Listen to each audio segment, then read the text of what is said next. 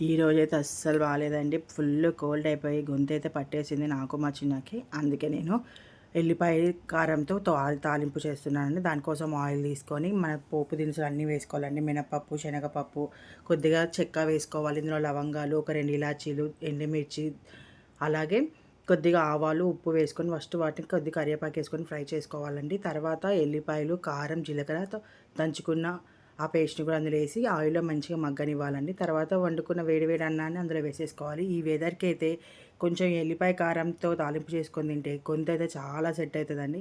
మీరైతే ఇలాంటి టైంలో ఎలాంటి ఫుడ్ తింటారండి? మాకైతే ఇది బెస్ట్ ఆప్షన్ అనిపిస్తది నాకైతే.